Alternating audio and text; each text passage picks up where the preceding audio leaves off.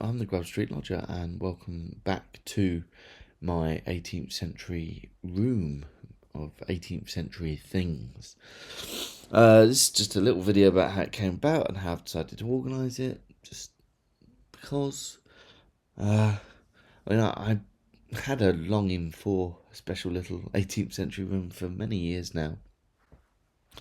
As you can see in my previous bedsit, it was a case of everything piled everywhere.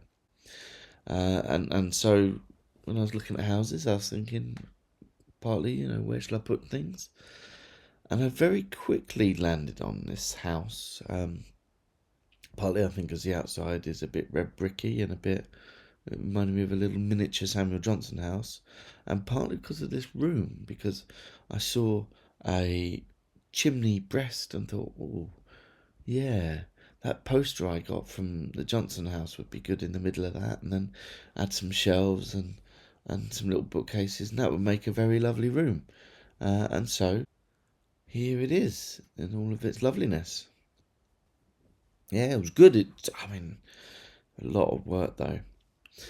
This room, unlike the others, hasn't been stripped and plastered, but it has been stripped back quite a lot because this was the dampest room in the house. Here's the photo from the estate agents, and you can see it. Here's a photo I took, and you can see it even more. There's a lot of the damp, especially in this chimney breast here. So the damp people came and they ripped out all the skirting boards and they put in all this sort of plastic sheeting, and then they sort of put gunk behind there and replastered, as you can see. That was a lot of work for them. It took a lot of time. And in fact, I was worried about all this still peeling, because it was peeling before I put the shelves in there. Seems alright now, though.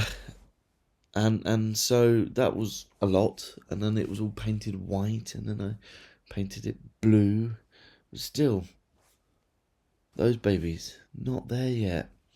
I asked a few people to put in shelves, and they didn't.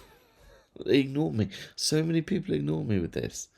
But eventually, a love pair of people came, and these are solid. I mean, that's why they look a little bit funny, a little bit chunky. So they are, so you can see the 3 supports there, and then a big fat shelf, and then this is just to sort of pretty it up a bit. And so when they'd finished that, I had to paint them, and I painted the shelves. And it's funny because in this room I painted the undersides white, and then the shelf sides I painted gloss to make them more resilient against scrapey books, and then this bit's blue. And so that was that done. The other thing was I had this little wooden bookcase, which was brown, that I picked up from a skip in Elephant Castle and put on the tube, and then stood with it on a tube all the way home, and it'd always been knocking about. And I'd put it sort of in this room just because I didn't know where else to put it. But it's become for me a very nice, I mean, there are books in there as well, but a very nice sort of coffee table to put a mug and a pot of tea. And so to make it fit in with the rest, I painted it white, and that's got about 4 paint coats on it.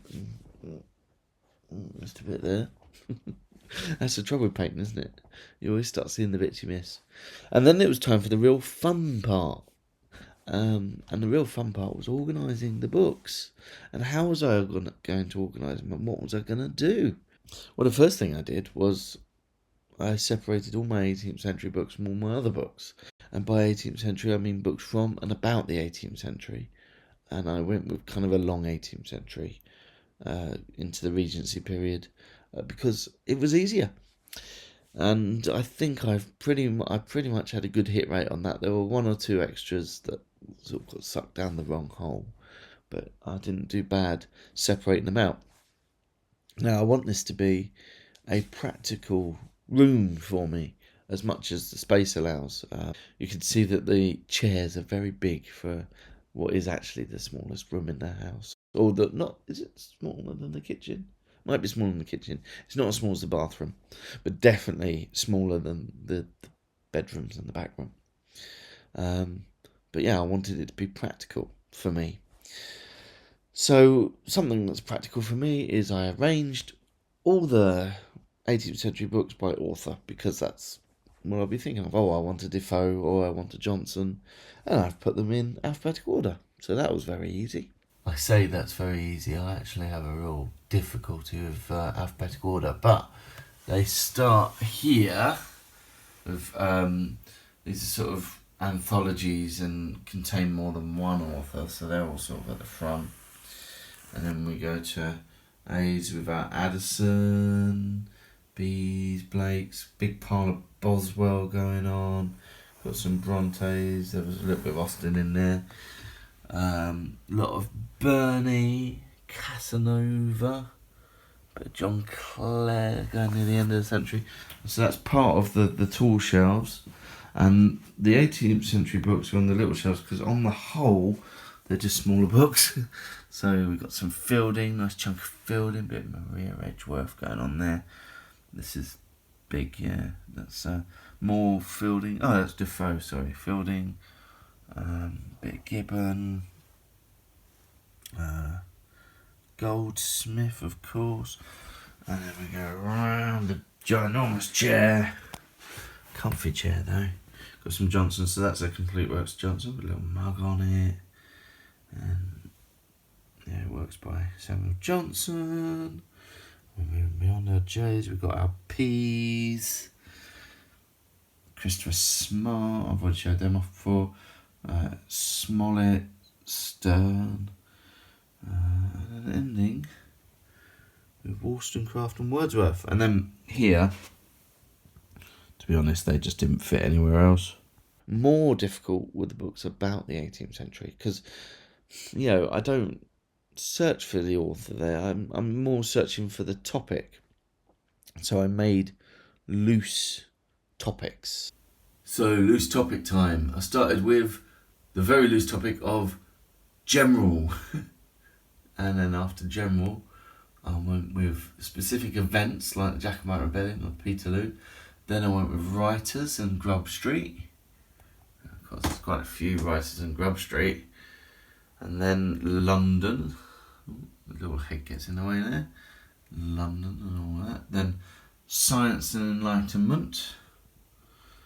Then Ships and Boats.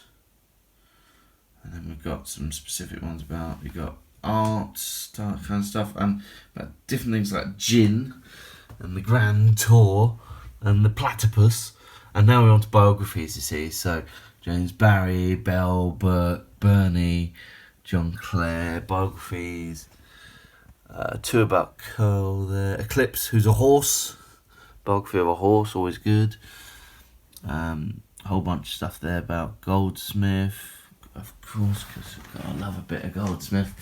And then we come up here, and there, Johnson, works about Johnson, and I had to pile those like that because there's just no other way of fitting in all the ones about Johnson. I need to get some of those down soon when I'm working again on my novel. A few interesting people there. That's the Christopher Smart section. Bit of Stern, bit of Hester Thrale, and we come to the end. Behind the chair, there's a lower shelf. That's the lowest shelf, and then underneath there is actually just some storage for some other stuff. Same with the other side. And so, yes, stuff up there is a bit hard to get. I have to move the chair and get a step ladder. But the fact is, if you're reading a book, you get it out, and then for the next few weeks, 1 week, 2 weeks, depending on what you're doing, you don't need to go back and get it again. And so I arranged it, and here it is. It is my lovely, cosy, 18th century library, to all intents and purposes. It's very nice. Oh, and I've got this little humidifier that I just have on at nights. I think that's going to help keep the books in good nick, which is the plan, of course. So just a little one today because I had my first performance yesterday and I think it went pretty well, and we'll see how the next week of performance goes, which is also the second week of school. I'm very well aware that my eyes look knackered. I don't feel quite as tired as I look. But there you go. Thank you very much.